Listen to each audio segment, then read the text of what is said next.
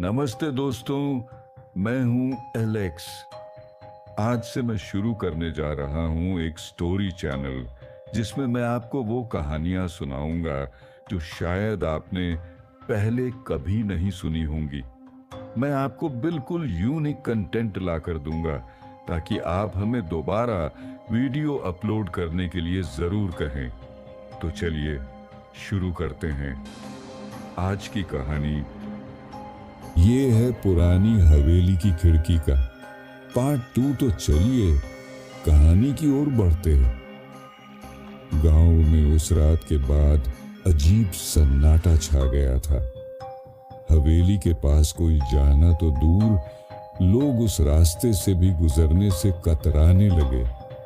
लेकिन जिज्ञासा इंसान को हमेशा खींचती है, और यही गलती कर बैठा गांव का एक युवक अरविंद। कहते हैं हिम्मत और लापरवाही में बस एक पतली सी रेखा होती है। अरविंद ने सोचा कि ये सब अंधविश्वास है। उसने अपने 2 दोस्तों को साथ लिया और आधी रात को हवेली की ओर निकल पड़ा। जैसे ही वो हवेली के टूटे दरवाजे से अंदर दाखिल हुए, चारों तरफ धूल और सड़ांध की गंध फैल गई।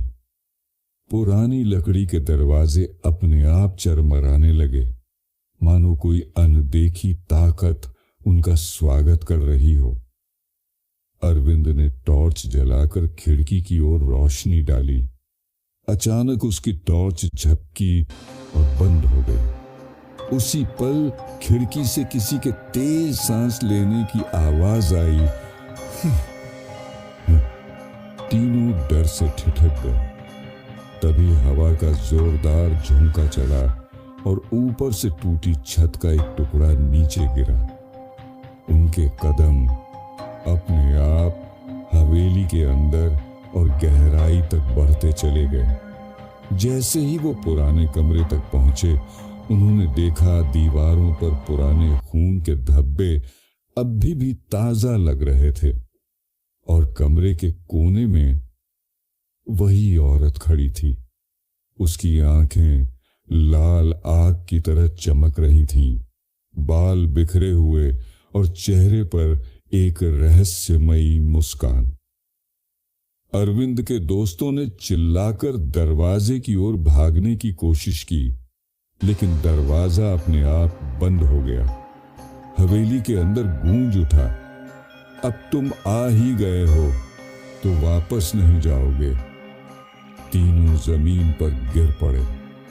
अचानक खिड़की से लाल रोशनी और तेज हो गई और हवेली की दीवारों पर परछाइयां नाचने लगी।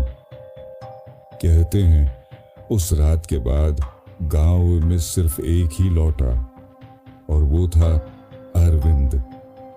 लेकिन उसने कभी नहीं बताया कि हवेली के अंदर क्या हुआ था।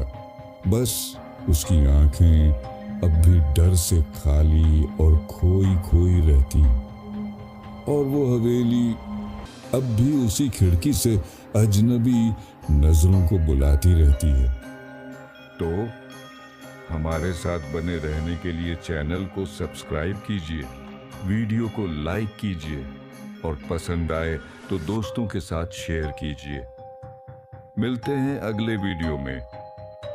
तब तक के लिए बाय।